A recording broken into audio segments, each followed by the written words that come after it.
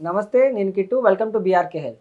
నమస్తే మ్యామ్. నమస్తే అండి. అంటే నా ఫ్రెండ్స్‌లో గానీ, నేను చూసిన వాళ్ళలో గానీ బాగా గమనించిందేంటంటే, చూడ్డానికి సన్నగానే ఉంటారు. కానీ బెల్లీ ఫ్యాట్ ఉంటది.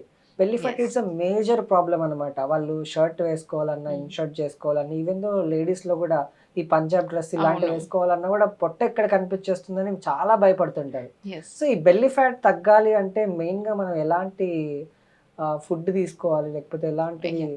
కొన్ని చేస్తే టి తగ్గుతుంది? మీరన్నట్టుగా సౌత్ ఇండియన్స్ బెల్లీ ఫ్యాట్ వల్ల ఎక్కువ బాధపడుతూ ఉంటారు. బెల్లీ ఫ్యాట్ రావడానికి ఇంకో రీజన్ ఏంటంటే ఇన్సులిన్ రెసిస్టెన్స్. అంటే మనం ఎక్కువ కార్బ్స్ ఇంక్లూడ్ చేయడం వల్ల కానీ, మనకేంటంటే ఫుడ్ సరిగ్గా లేకపోవడం వల్ల, ఔట్ సైడ్ ఫుడ్ ఎక్కువ తీసుకోవడం వల్ల, ఆయిల్ మనం తీసుకునే ఆయిల్, డీప్ ఫ్రైడ్ ఫుడ్స్ కానీ ఇవన్నీ మనకు బెల్లీ ఫ్యాట్‌కి అది చేస్తాయి. ఇంకోటేంటంటే స్ట్రెస్. స్ట్రెస్ వల్ల కూడా బెల్లీ ఫ్యాట్ వస్తుంది. కార్టిజాల్ హార్మోన్ రిలీజ్ అవుతుంది మన బాడీలో. స్ట్రెస్ వల్ల కూడా మనకు బెల్లీ ఫ్యాట్ వస్తుంది. అండ్ అన్‌హెల్తీ లైఫ్ స్టైల్ వల్ల బెల్లీ ఫ్యాట్ వస్తుంది. ఎక్కువ సిట్టింగ్ పొజిషన్‌లో ఉండడం వల్ల బెల్లీ ఫ్యాట్ వస్తుంది. ఈ బెల్లీ ఫ్యాట్ పోవాలి. చాలామంది నా దగ్గర జాయిన్ అయిన వాళ్ళు కూడా చెప్తూ ఉంటారు. పావని ఒక్క పొట్ట తగ్గితే చాలు బాడీ అంతా బావుంది. నాకు పొట్ట ఒకటే ఉంది అని అంటూ ఉంటారు. పొట్ట ఒకటి తగ్గడం కాదు. ఓవరాల్ బాడీ ఫ్యాట్ పర్సెంటేజ్ మీద మనం కాన్సంట్రేట్ చేయాలి.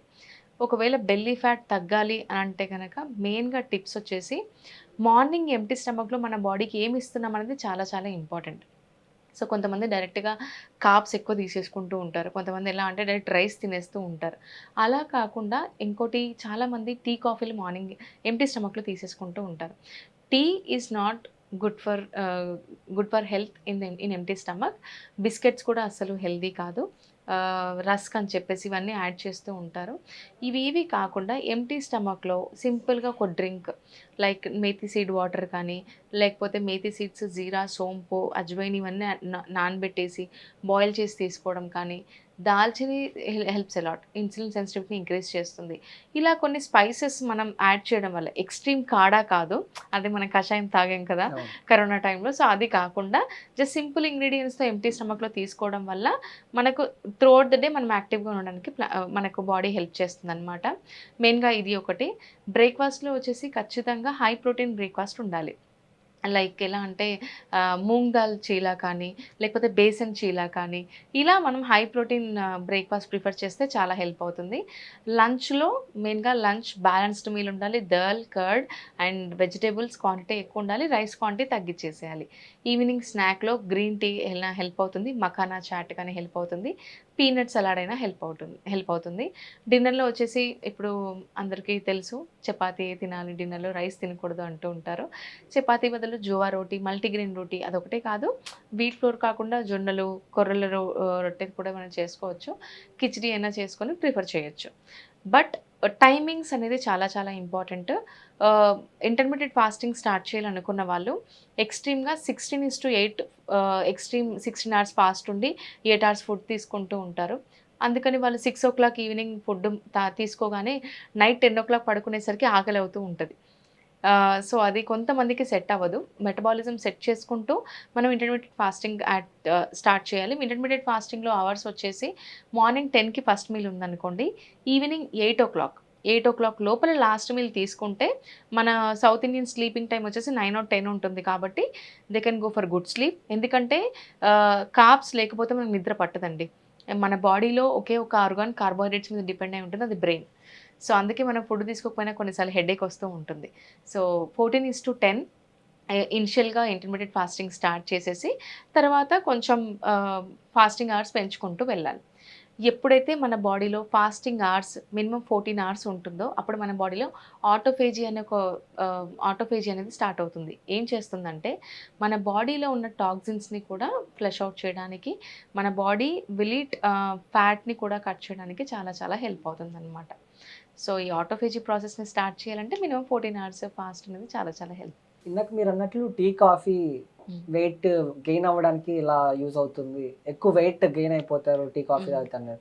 కానీ ఈ టీ, కాఫీ అనేది ఎలా అంటే కొంతమంది జనాలకి అన్నం తినకుండా మేము ఉండగలం గానీ, టీ, కాఫీ తాగకుండా యెస్. మేము ఉండలేమంటారు. అంటే టీ, కాఫీ మానేయకుండా అవి తాగుతూనే హ్మ్.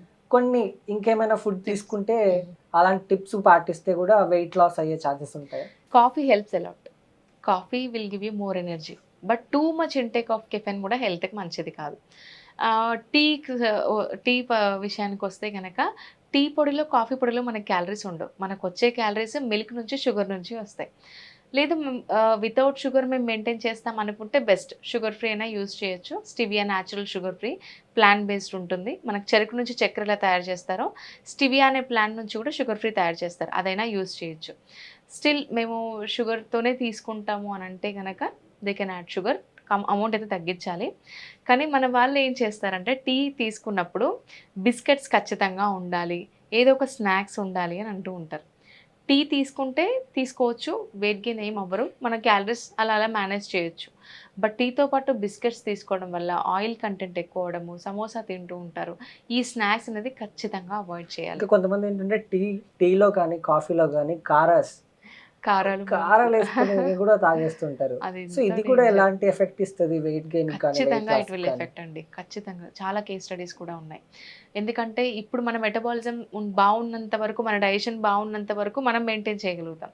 బట్ పర్టికులర్ ఏజ్ వచ్చిన తర్వాత we cannot tolerate that much of acidity. So అప్పుడు మనకు ఖచ్చితంగా ఎఫెక్ట్ అవుతుంది. సో ఇప్పటి నుంచి మనం ప్రాపర్గా యాసిడ్ రిఫ్లెక్షన్స్, గట్ బ్యాక్టీరియాని మనం బ్యాలెన్స్ చేసుకుంటూ ఉంటే టీ ఫ్యూచర్లో మనకేం ఎఫెక్ట్ అవ్వదు. మనం చూస్తూనే ఉంటాం, మన అమ్మమ్మలు, తాతలు కానీ ఇప్పటికీ టీ తాగుతూ ఉంటారు. వాళ్ళ ఏజ్ వచ్చేసి 60, 70 ఉన్నా కూడా దే ఆర్ హెల్దీ సమ్వాట్. కానీ ఎసిడిటీ ప్రాబ్లం అనేది ఫేస్ చేస్తూ ఉంటారు.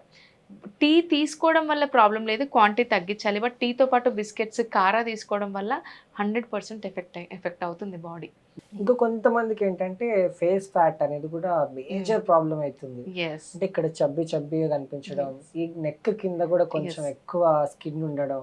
సో ఇలాంటి వాళ్ళకి మీరు ఎలాంటి టిప్స్ ఇస్తారు? ఫేస్ లో తెలిసిపోతుంది, డల్ ఫేస్ ఉంటుంది డైట్ స్టార్ట్ చేసిన కొత్తలో.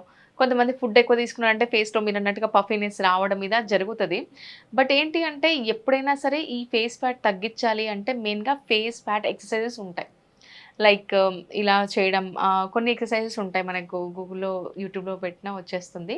ఈ ఎక్సర్సైజెస్ చేయడం వల్ల హెల్ప్ అవుతుంది. సెకండ్ థింగ్ వచ్చేసి కార్టిజాల్ హై ఉన్నప్పుడు కూడా మనకు ఫేస్ ఫ్యాట్ వస్తుంది. సెకండ్ థింగ్ ఇంకోటి వచ్చేసి ఆయిల్, టూ మచ్ ఆయిల్ మనము ఇంక్లూడ్ చేయడం వల్ల, హెల్దీ ఫ్యాట్స్ లేకపోవడం వల్ల ఫేస్ ఫ్యాట్ కూడా వస్తుంది. అండ్ ఫేస్ ఫ్యాట్ ఒకటే కాదు, పింపుల్స్, యాక్నే ఇష్యూస్ కూడా చాలామంది ఫేస్ చేస్తూ ఉంటారు. సో మెయిన్గా తగ్గాలి అంటే ఓన్లీ ఫేస్ ఫ్యాట్ తగ్గించలేం. ఎప్పుడైనా సరే ఫేస్ ఫ్యాట్ వచ్చినా, పొట్టొచ్చినా, మనకు హిప్ ఎక్కువ ఉన్నా కూడా, హ్యాండ్స్ ఎక్కువ ఉన్నా కూడా మనం ఓవరాల్ బాడీ ఫ్యాట్ పర్సంటేజ్ మీద కాన్సన్ట్రేట్ చేసుకోవాలి. కానీ పర్టికులర్గా ఒక దగ్గర కాదు, పొట్ట ఒకటే తగ్గాలన్నట్టు కాదు, ఓవరాల్ బాడీ ఫ్యాట్ పర్సంటేజ్ మీద కాన్సన్ట్రేట్ చేసుకుంటే చాలా బెనిఫిట్ ఉంటుంది. Okay ma'am, thank you. ఇప్పుడు చూసారుగా, ఇది నాటి వీడియో. మీరు పావని గారిని కన్సల్ట్ అవ్వాలనుకుంటే కింద స్క్రోల్ అవుతున్న నెంబర్కి కాల్ చేసి మేడంని కన్సల్ట్ అవ్వచ్చు. మరిన్ని ఇన్ఫర్మేటివ్ ఇలాంటి వీడియోస్ కోసం వీఆర్కే హెల్త్ ఛానల్ని సబ్స్క్రైబ్ చేసుకోండి. Thank you.